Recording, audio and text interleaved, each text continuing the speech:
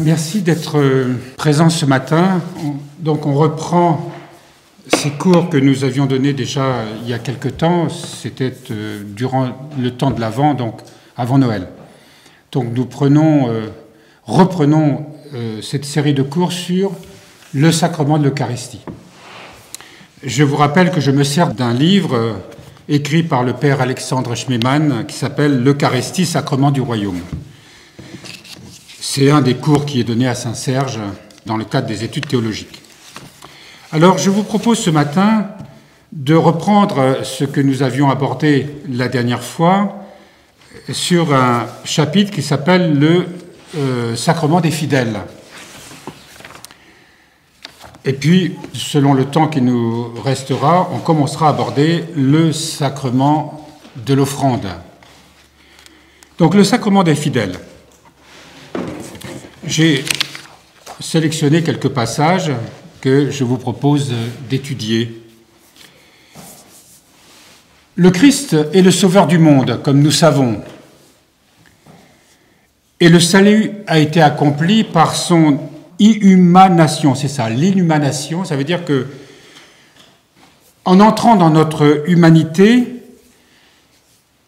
il a saisi cette humanité et par ce sacrifice sur la croix, sa mort, sa résurrection, sa glorification, en lui, Dieu s'est fait homme et l'homme a été déifié. Ce sont des mots qu'on entend souvent, dont on a évidemment une vision souvent extérieure. Et pourtant, dans l'Eucharistie, nous sommes appelés à vivre, revivre en quelque sorte en lui ce que nous avons déjà reçu au baptême. Pénétrer la réalité de ce salut. En lui, Dieu s'est fait homme et l'homme a été déifié. Le péché et la mort sont vaincus. La vie s'est manifestée et elle triomphe. Alors quand on regarde, nous en parlions ce matin justement après la liturgie chez nos sœurs, on n'a pas le sentiment que la vie triomphe quand on voit évidemment ce qui se passe dans le monde actuellement. Et pourtant la vie triomphe quand on voit justement ce qui se réveille de la nature, ce printemps qui se prépare. La vie toujours se renouvelle d'une manière incessante. Après le silence de l'hiver, il y a cette vie qui à nouveau se manifeste. Eh bien, prenons exemple de ce qui se passe dans la vie, dans le monde, dans la nature plus précisément, pour essayer de comprendre ce qui est en train de se passer en nous, de ce qui se passe en nous réellement, qui se manifeste surtout à travers la liturgie eucharistique. Avant tout, il faut comprendre que ce que nous appelons l'Église, c'est la vie du Christ, la vie de Dieu qui se manifeste. On peut dire que dans l'Église, elle est la vie, elle est le Christ vivant dans les hommes qui l'ont reçu par le baptême. En lui, on reçoit vraiment l'unité. En lui, on reçoit la vie. En lui, on reçoit la communion et l'union les uns avec les autres. Ce que nous appelons l'Église, ce qui est manifesté ce matin par vous, ici présents, vous tous baptisés, nous tous appartenons au corps du Christ. La vie de Dieu est en nous en plénitude. Certes, nous n'en avons qu'une conscience limitée, certes, dans nos vies respectives et dans notre communion les uns avec les autres, cette vie n'est pas manifestée en plénitude. Nous avons tout un chemin à faire, c'est évident. Mais il n'en demeure pas moins que c'est une réalité. La vie de l'Église a pour affaire d'acquérir sans cesse le Saint-Esprit et de croître dans cette plénitude du Christ, qui, encore une fois, vit en elle. La vie divine en Christ est en plénitude dans l'Église. Mais cette plénitude doit progressivement dans l'Église cheminer vers cette plénitude. Tout a été fait par le Christ, on ne peut rien ajouter à cette œuvre, si ce n'est que nous sommes appelés à manifester, à actualiser pour parvenir à la plénitude de ce que le Christ a accompli dans l'Église. Et qui est l'Église? À chaque liturgie, l'Église rencontre le Seigneur qui vient et elle a la plénitude du royaume qui arrive en puissance en elle.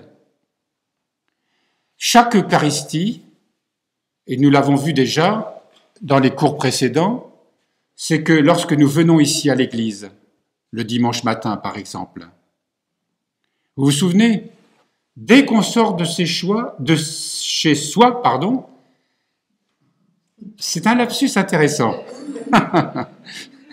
Est-ce que nous faisons le choix de laisser le monde derrière? Est-ce que nous avons conscience que dès que nous partons de chez nous, de chez soi, eh bien, il y a déjà une rupture qui commence avec le monde, l'esprit du monde.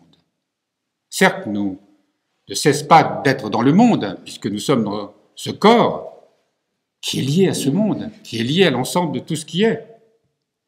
Mais en tant que chrétiens, nous allons vers l'Église, vers ce temple si modeste. Et lorsque nous entrons dans cette Église, il y a déjà la réalité de ce qu'on appelle la petite entrée. Vous vous souvenez, nous avons parlé de la petite entrée et de la grande entrée. Cette grande entrée que nous étudierons, que nous avons déjà vue, mais que nous comprendrons mieux quand on parlera du sacrement de l'offrande. Et donc nous entrons dans l'Église et déjà, ensemble, nous manifestons la réalité de ce royaume, la réalité de ce corps du Christ, avec cette plénitude qui l'habite, même si nous n'avons pas conscience, comme nous l'avons dit, véritablement de ce que ça représente. Et au cours de cette liturgie eucharistique qui commence, avec cette première partie qu'on appelle la liturgie de la parole, où il y a effectivement une préparation.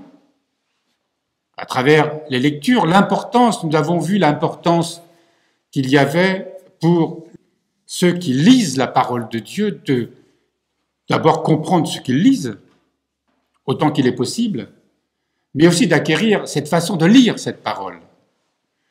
Nous avons poursuivi, on peut dire, cet aspect à travers nos méditations matinales, à travers le livre du Père Mathaël Maskin, l'expérience de Dieu dans la vie de prière. Pour ceux qui ne sont pas là ce matin et qui pourront visionner cet enregistrement,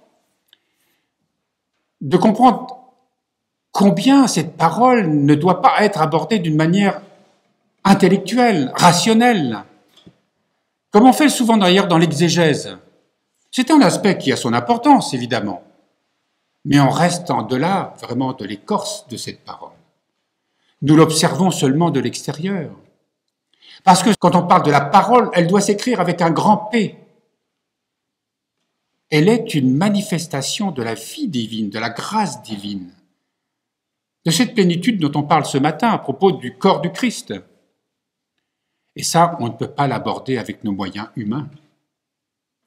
On ne peut pas l'aborder avec notre intelligence humaine. Nous ne pouvons nous y approcher.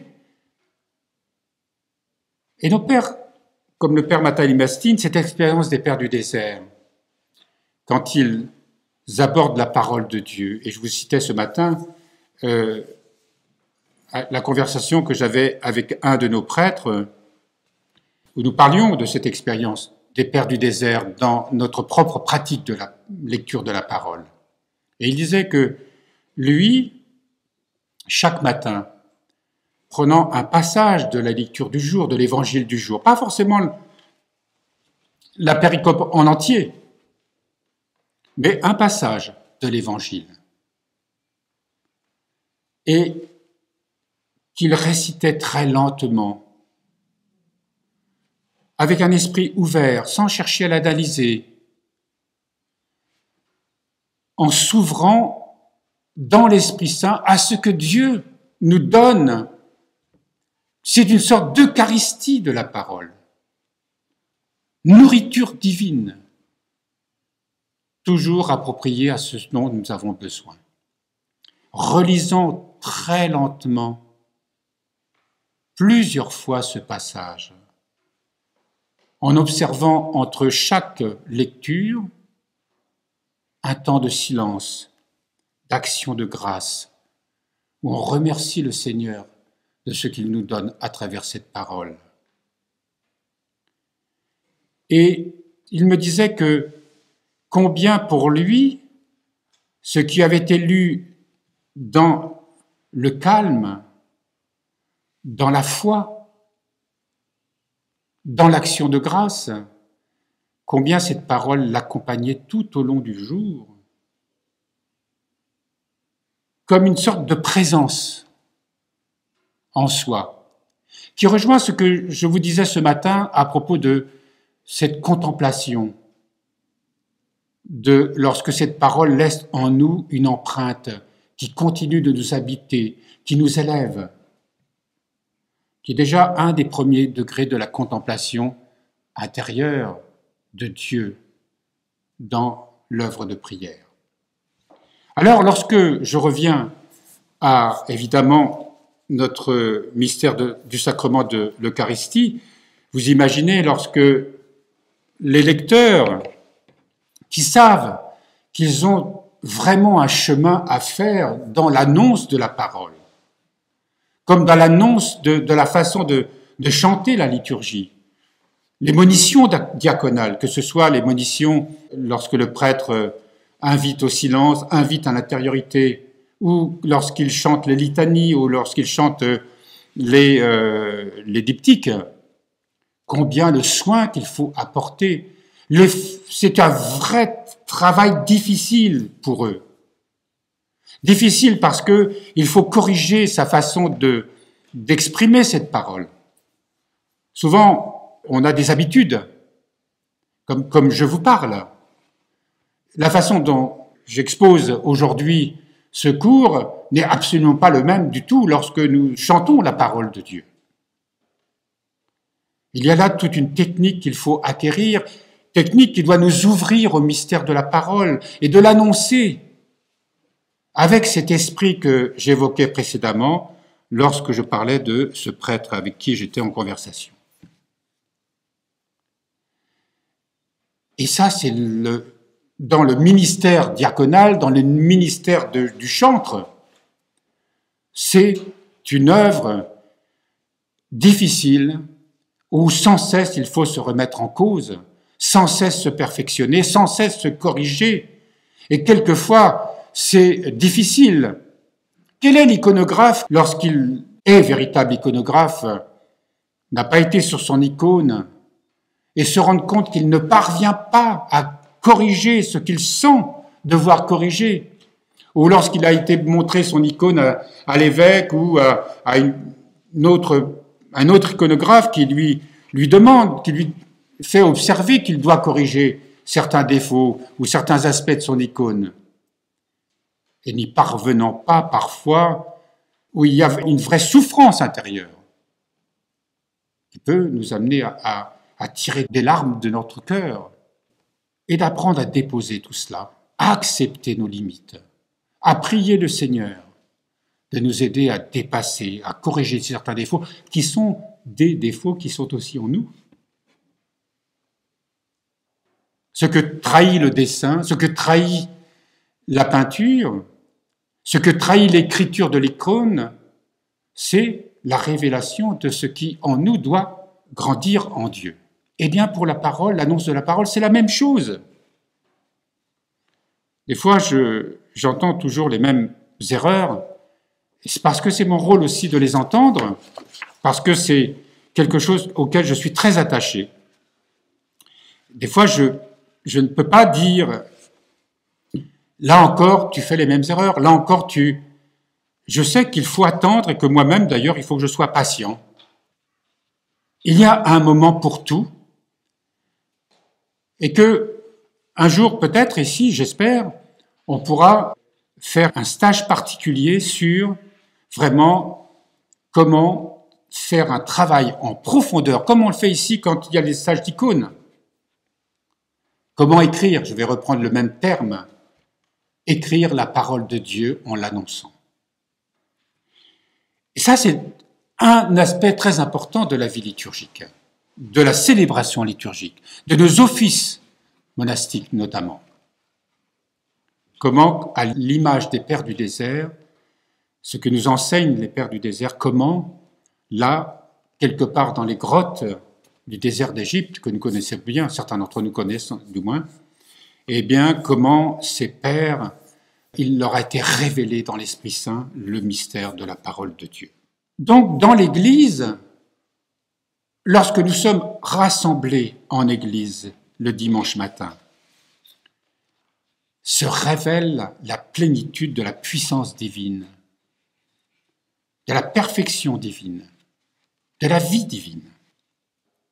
Et nous avons pour nous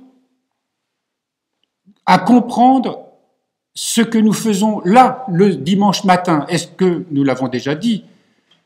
Mais il est bon d'en faire le résumé ce matin pour reprendre ces cours. Nous ne sommes pas là d'une manière individuelle. En venant chercher son Jésus, pardon de dire ça, à travers l'Eucharistie, je vais me nourrir selon mes besoins, c'est vrai aussi, mais ce n'est pas suffisant. C'est qu'ensemble, nous recevons effectivement cette vie divine. Mais nous avons une vocation à comprendre, parce que cette liturgie, elle existe pour que sa vie se répand à travers nous sur le monde. À chaque liturgie, donc, l'Église, l'Assemblée, nous, rencontre le Seigneur qui vient à elle. La plénitude du royaume qui arrive en puissance. Quiconque a faim, il reçoit dès ici, sur la terre et dans ce siècle, la possibilité de contempler la lumière immarcessible du Tabor. Vous savez, vous imaginez les apôtres, trois apôtres, Pierre, Jacques et Jean, qui voient le Seigneur se transfigurer devant eux, avec Moïse et Élie. Et on représente l'icône d'ailleurs qui est très expressive. On voit les trois apôtres qui sont comme jetés à terre devant l'incroyable révélation qui s'offre à eux. Parce qu'évidemment, le Seigneur, il ne s'est pas mis à briller de l'extérieur, c'est de l'intérieur qu'ils ont vu cette lumière. Et il n'y a pas si longtemps, dans une des homélies du dimanche matin, il a été évoqué à nouveau, je crois que c'est le jour de la liturgie du dimanche de la transfiguration, qui n'est pas la fête de la transfiguration, au début de ce carême, où à nouveau on évoque cet épisode. Il a été rappelé justement cette expérience de saint Séraphin de Sarov avec son disciple Motovilov. Et oui, et c'est un magnifique récit où il y a vraiment l'expérience de cette lumière divine. Eh bien, c'est ce qui se passe le dimanche matin. Cette lumière, nous ne la voyons pas. Nous ne la ressentons pas avec cette puissance comme nous montre l'icône de la transfiguration à travers le récit de saint Séraphin et de Motovilov. Mais la lumière divine est là, en plénitude. Et c'est parce que nous sommes rassemblés qu'elle se manifeste réellement. Alors vous imaginez, on peut se dire, mais pourquoi on ne la voit pas? Pourquoi nos yeux sont fermés? Pourquoi notre esprit ne s'ouvre pas à cela? Et pourtant, ça n'empêche que, parce que nous sommes rassemblés, parce que nous sommes, nous, les baptisés de ce corps du Christ, dans le ici et maintenant, eh bien, cette lumière se manifeste vraiment. Lorsque, dans la chorale, le chœur, pardon, ne pas confondre avec les chorales profanes. Lorsque le chœur chante, qu'il chante la gloire de Dieu, c'est un extraordinaire ministère, ça. dont d'ailleurs les choristes eux-mêmes n'ont pas toujours conscience. Alors c'est vrai que c'est un exercice difficile. Il faut assister aux répétitions semaine après semaine, mois après mois, année après année,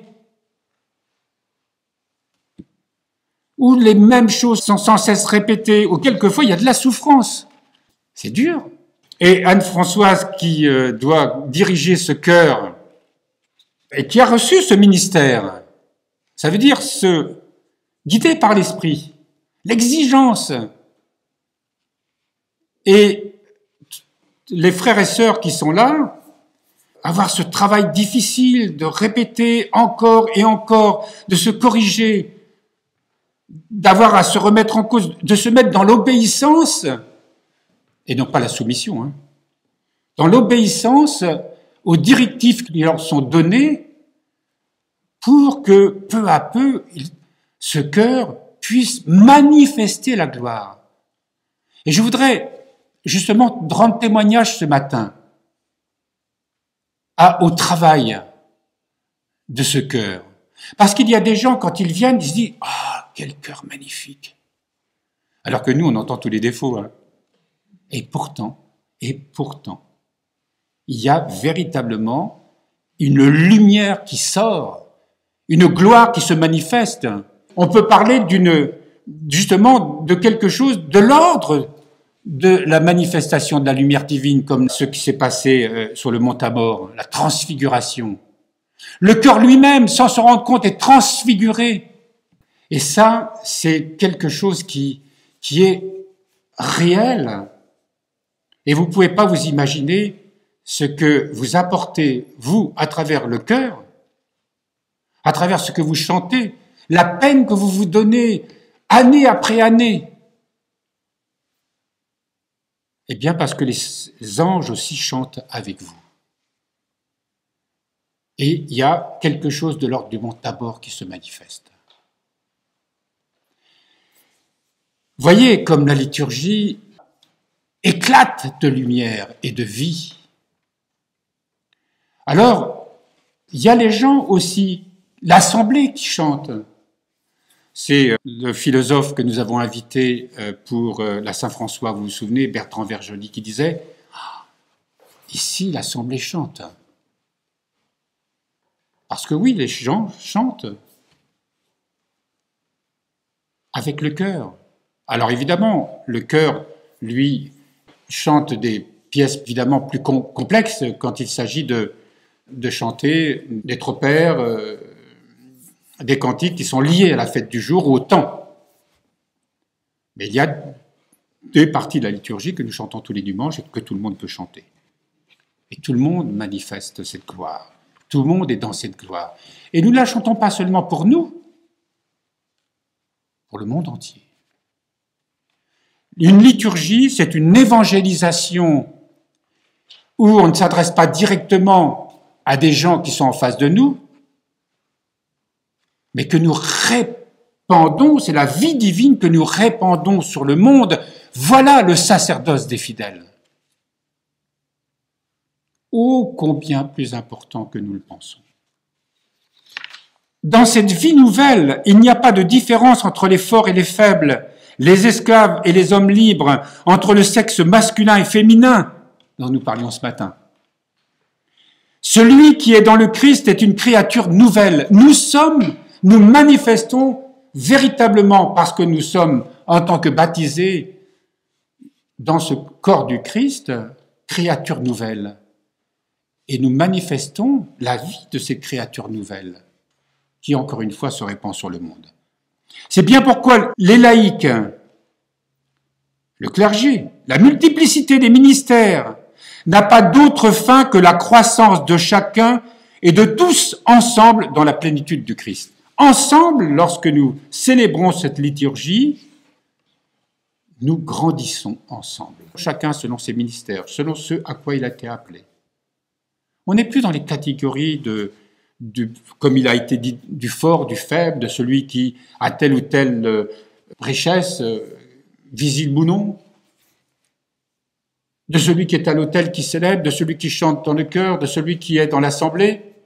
Tous nous sommes un dans le corps du Christ et tous nous sommes remplis de cette lumière divine que nous manifestons dans la réalité de la célébration eucharistique. Et qui n'est pas enclose, seulement enfermée dans ce corps du Christ qui serait purement mystique, purement spirituel. Nous savons que nous sommes liés au monde. Quand je vous disais tout à l'heure qu'on quitte le monde, oui, l'esprit du monde, les soucis, tout ce qui souvent nous accapare d'une manière excessive d'ailleurs. Mais lorsque nous sommes là, eh bien, et que nous sommes dans la réalité de cette lumière divine, et que nous la manifestons pour le monde, pour nous et pour le monde. L'Église n'est pas une société religieuse dans laquelle Dieu, par l'intermédiaire des prêtres, exercerait son pouvoir sur les hommes. Elle est le corps du Christ. Elle n'a pas d'autre source ni de contenu pour sa vie que la vie du Christ lui-même. Il y a un mot théologique, théanthropique. Ça veut dire que cette union du divin et de l'humain, de Dieu avec l'humanité dans le Christ. Cela signifie en particulier que l'homme n'est jamais subordonné à un autre homme. Les laïcs ne sont pas subordonnés aux prêtres, mais que tous ensemble, nous sommes soumis les uns aux autres dans l'unité de la vie du Christ. On n'aime pas le mot soumis, hein, mais ce mot soumis, c'est pas au sens servile du terme. Nous sommes au service des uns et des autres, c'est ça notre fonction de chrétien. Nous sommes vraiment soumis les uns aux autres, dans le sens où Dieu m'appelle, puisqu'il m'a tout donné. Nous sommes sauvés et nous sommes appelés à nous donner aux autres. Comme Dieu se donne totalement à nous, nous apprenons à nous donner totalement aux autres. Pas facile, hein, quand on a en face de soi quelqu'un qui est un peu pesant. Alors, le pouvoir de la hiérarchie serait donc ce qu'on appelle le pouvoir de la hiérarchie. C'est pas un pouvoir du tout.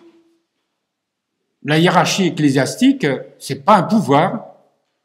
Est-ce qu'on peut parler de hiérarchie au sens humain du terme? Non. Certes, il y a une hiérarchie de ministère, parce que s'il n'y a pas d'évêque, il n'y a pas d'église. Vous savez que au début de l'église, il y avait un évêque, il n'y avait pas de prêtre. Ça n'existait pas. Les diacres existaient déjà, mais n'avaient pas de fonction liturgique. C'était un service pour la communauté. Vous vous souvenez que les premiers diacres, les 7 premiers diacres, ont été choisis et bénis parce qu'il y avait des problèmes d'organisation dans la communauté. Il y avait déjà des inégalités parce qu'il y avait ceux qui étaient vraiment, on dit les hellénistes, ceux qui venaient de l'extérieur, qui venaient du bassin méditerranéen, qui étaient des juifs, mais de l'extérieur. Et il y avait les juifs de l'intérieur, ceux de Jérusalem, évidemment, qui étaient... Alors il y a toujours la suspicion de ceux qui viennent d'ailleurs. Même si on est de la même race, la même... Alors si c'est pas la même, vous voyez un petit peu ce que c'est que quand on parle des migrants. Je vous disais donc qu'il y a une hiérarchie dans les ministères, il n'y a pas de hiérarchie sur le plan humain. Ça n'existe pas. Nous sommes serviteurs des uns des autres. Et c'est difficile ça parce qu'on se méfie toujours de l'autre. Et surtout quand il a une autorité comme la mienne. Parce que, par exemple, Ignace d'Antioche nous dit ceci, qu'on a célébré il n'y a pas si longtemps, au sujet du pouvoir hiérarchique. Il disait, il faut considérer l'évêque comme le Seigneur lui-même. Vous comprenez, dans l'ordre de la vie de l'Église. Et quand il dit, quant à l'obéissance, j'ai pas résisté à l'envie quand même de vous le restituer, obéissez à l'évêque comme Jésus-Christ obéissait à son Père. Je sais, c'est dur. Mais on est là dans l'ordre du... Et le mot obéissance, vous comprenez que il ne s'agit pas de... on n'est pas dans l'ordre humain. C'est dans l'ordre de cette vie divine que nous évoquons, de cette justice divine que nous évoquons, de cet amour divin. Et c'est vrai que le ministère qui est le mien, je peux vous dire vraiment que, heureusement que nous avons ce qu'on appelle la grâce du ministère. Ça dépasse tellement cette pauvreté humaine qui est en nous. Si j'avais pas cette grâce de mon ministère, je ne pourrais pas le remplir. Ce n'est pas à mesure humaine du tout. Je constate et je rends grâce combien Dieu supplée à nos déficiences humaines. Qui nous donne justement ce qui appartient à Dieu, ce qui appartient à l'Esprit, ce qui appartient à la grâce. Et je parlais tout à l'heure du ministère de la direction du cœur. C'est la même chose. Celle qui nous enseigne est habitée par la grâce de son ministère. C'est pas de son expérience de la musique ou de ses talents. C'est que véritablement derrière, il y a une guidance de l'esprit qui nous dépasse tous et qui dépasse des ministères respectifs qui sont les nôtres, en vue de servir. On n'est pas au service d'un projet humain, d'un système, d'une doctrine, en vue de l'amour, parce que c'est le commandement que Dieu nous a donné, d'aimer Dieu de toute la force de notre cœur, de notre âme, de notre esprit, et d'aimer notre prochain comme nous-mêmes. Et ce que nous recevons de l'amour de Dieu, Dieu qui révèle comment aimer, ça commence par comment se laisser aimer. Car nous ne pouvons pas aimer si nous ne nous laissons pas enseigner par l'amour divin, par l'amour de Dieu. Celui qui n'est pas uni au Christ, qui ne ressent pas dans son cœur la douceur de cet amour, et comment il nous est donné de, peu à peu, de rechercher sans cesse la profondeur de cet amour. Car voyez-vous, chers frères et sœurs, dans la prière, dans la méditation de la parole, dans cette communion avec le Seigneur, il y a un véritable amour qui nous pousse à sans cesse aller vers lui. Comme dans l'amour humain, où on est sans cesse en quête de l'aimer, où notre esprit,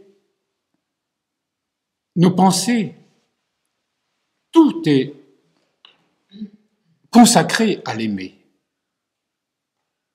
Et dans le Christ, il y a véritablement une attirance extraordinaire, pleine de douceur, pleine de force, pleine de tendresse. Et un appel en même temps qui nous met en face de notre incapacité à répondre pleinement à cet amour.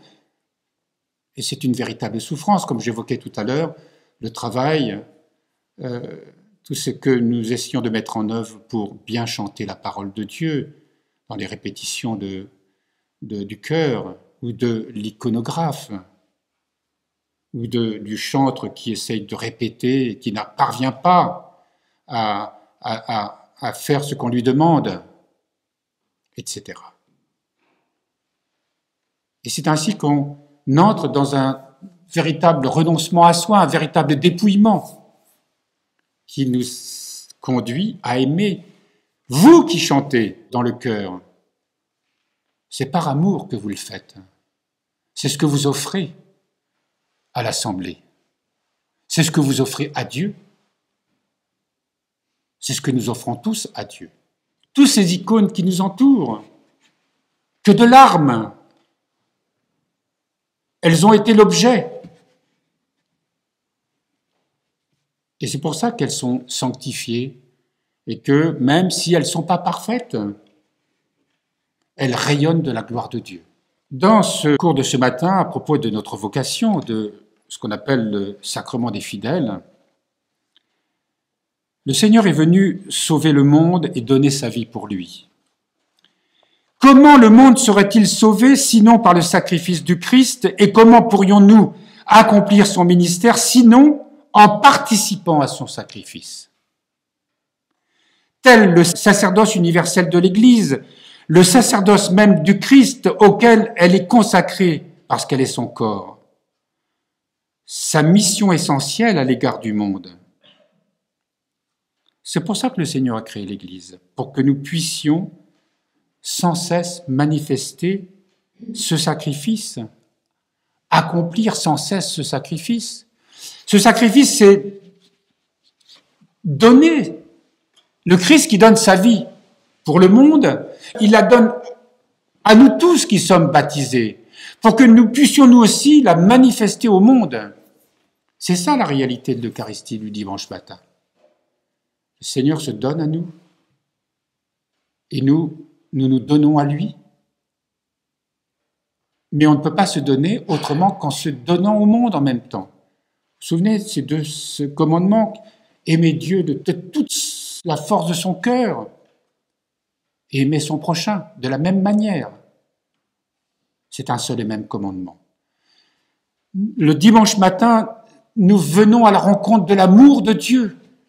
Nous nous ouvrons à cet amour qui se donne totalement à nous, qui nous donne totalement sa vie, et nous la recevons pour la redonner au monde, en la redonnant d'ailleurs à nos frères et sœurs qui sont là, présents, dans la même assemblée.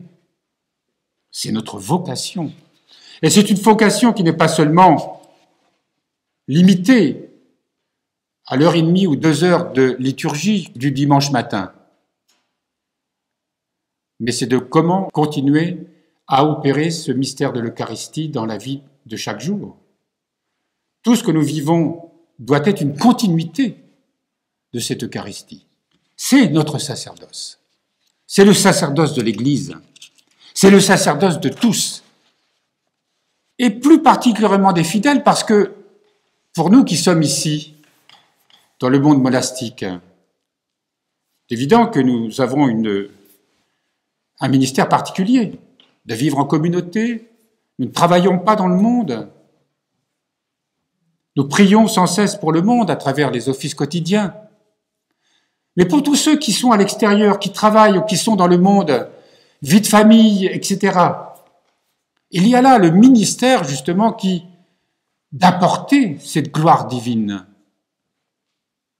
de la manifester à travers les relations, qui dans son métier de scientifique, qui dans son métier de thérapeute, qui dans son métier d'ouvrier, etc. Nous parlions ce matin, après la liturgie, du monde dans lequel nous vivons. Et nous parlions surtout de la notion de bien et du mal.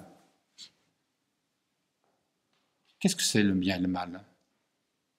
On en a une définition qui est très personnelle. Et le bien que nous croyons n'est pas le bien. Le mal que nous croyons n'est pas forcément le mal. C'est quelque chose d'autre.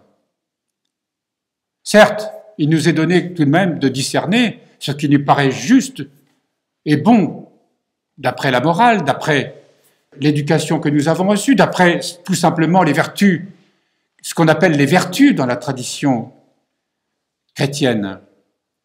Mais même ça, c'est une notion du bien et du mal qui reste relative. Parce que le bien, c'est quand on donne sa vie. Voyez ce monde aujourd'hui, surtout avec cette tension très anxiogène que nous vivons depuis plus d'1 an maintenant, à cause de cette pandémie. Et il y a beaucoup de réactions à cause des libertés qui sont réduites, à cause aussi de ce qui nous semble être souvent beaucoup plus lié à une idée mercantile. Et puis, le monde est le monde. Les valeurs du monde ne sont pas les nôtres. Ce qu'on appelle l'éthique du monde n'est pas la nôtre. Et nous sommes parfois poussés à rejeter ce monde, à le condamner, d'une manière en se mettant à l'écart de ce monde, en l'accusant de tous les maux, en oubliant que nous sommes liés à ce monde.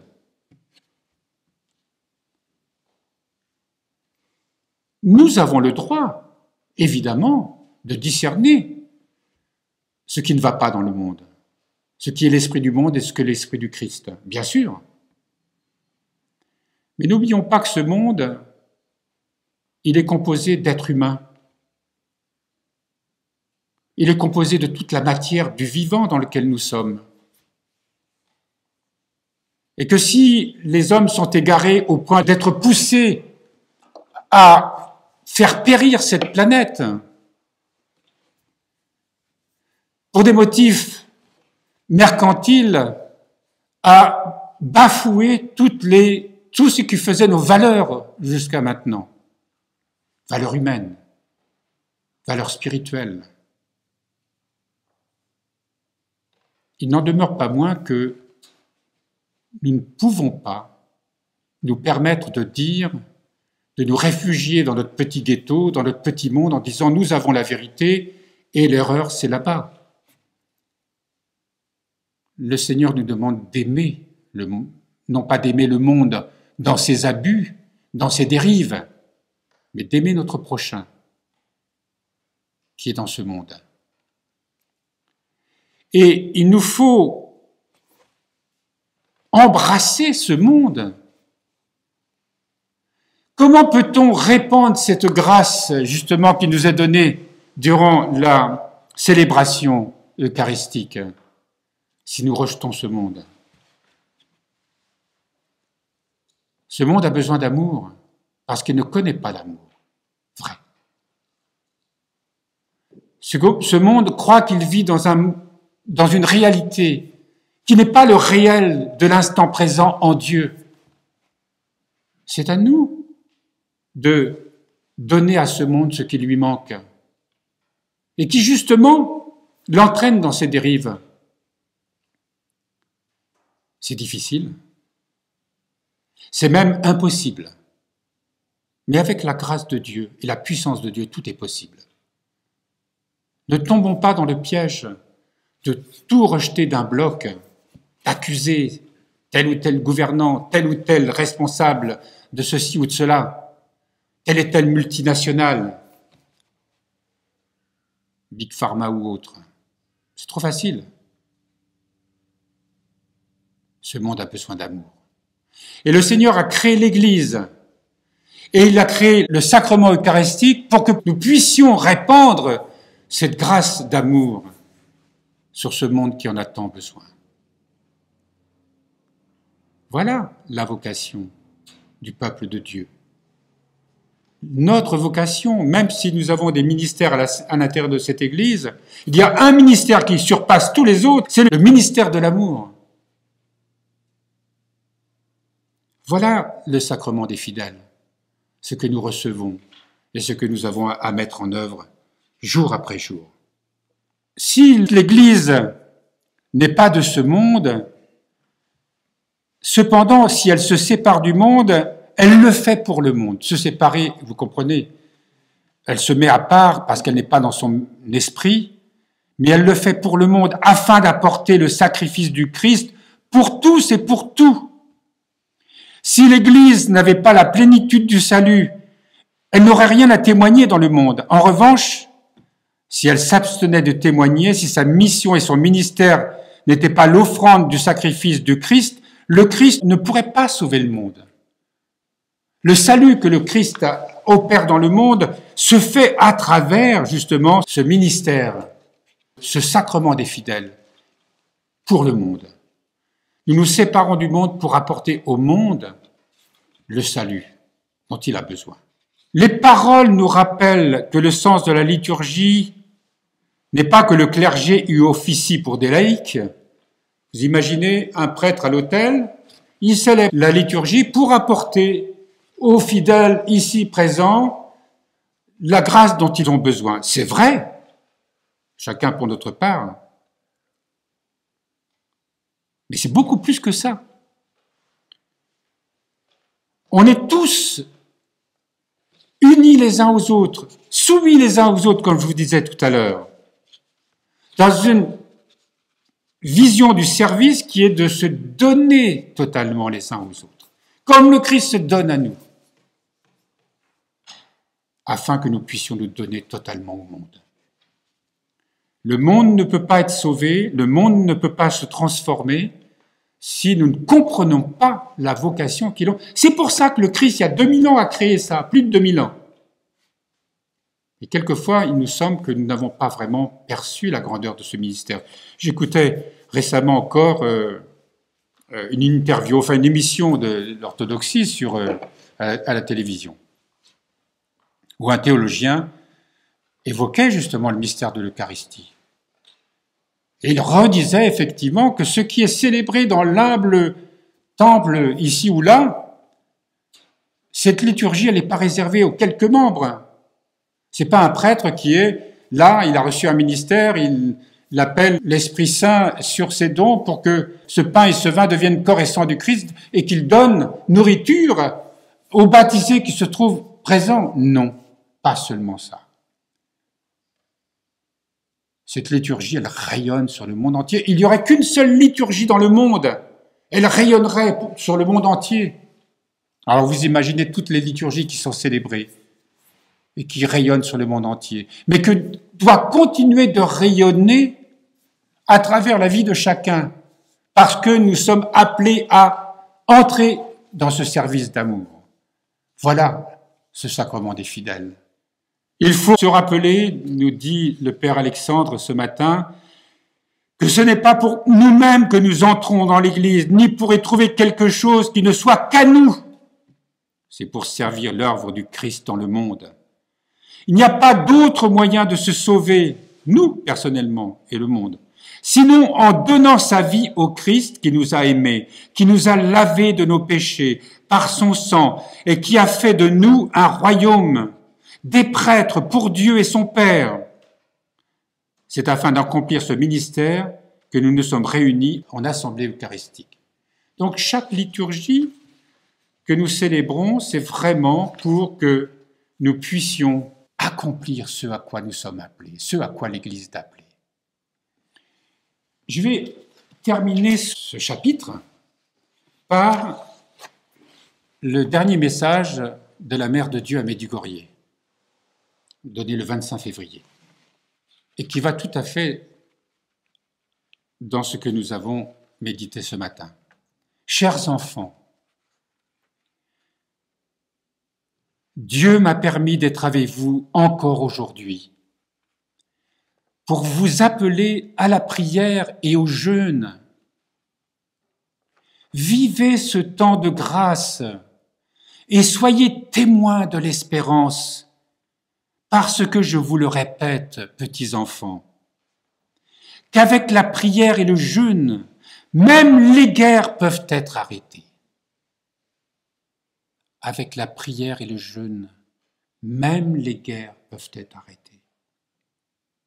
Petits enfants, croyez et vivez ce temps de grâce dans la foi, et avec la foi, et mon cœur immaculé ne laissera aucun d'entre vous dans l'inquiétude si vous avez recours à moi.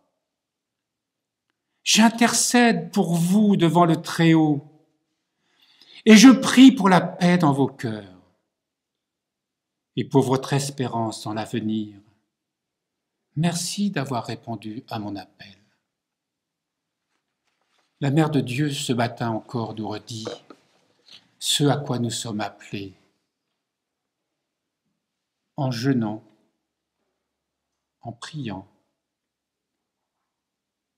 en nous tournant vers le Seigneur, en consacrant notre vie à lui, nous entrons dans le service d'amour auquel il nous appelle pour le monde. Elle nous redit ce matin que, en jeûnant et en priant, on peut arrêter des guerres. Cela signifie que on peut guérir de toutes les maladies, que le cœur des hommes, sec qu'il est, peut soudain être rempli par une eau vive qui vient féconder cette terre desséchée quand elle n'est pas ouverte à la grâce divine. Et elle nous redit ce matin, mais tournez-vous vers moi, je suis avec vous.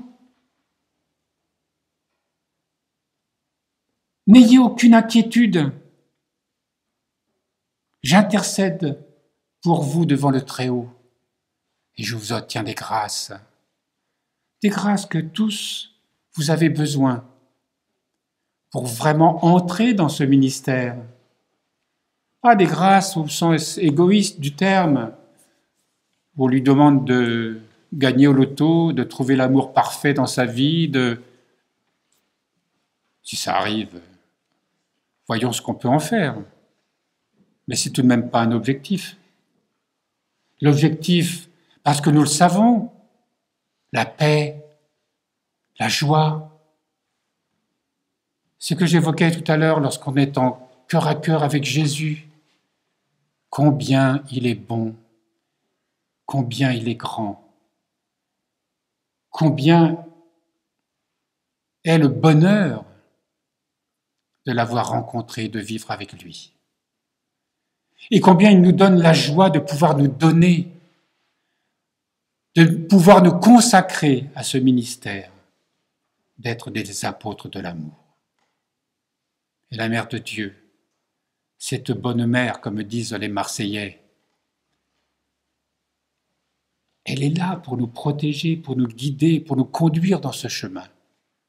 Et elle arrache pour nous des grâces inimaginables, parce qu'elle nous aime d'un amour parfait. Voilà, chers frères et sœurs, ce que nous pouvions dire ce matin à propos de ce sacrement des fidèles. Eh bien, j'avais mis sous le coude au cas où ça aurait été plus rapide, on parlera la prochaine fois du sacrement de l'offrande. Et là, on va rentrer vraiment dans qu'est-ce que c'est que l'offrande? Qu'est-ce qu'on offre? Qu'est-ce qu'on donne? Qu'est-ce qu'on apporte? Qu'est-ce que c'est que l'offrande que nous mettons sur l'autel? Qu'est-ce que c'est que l'offrande de nous-mêmes?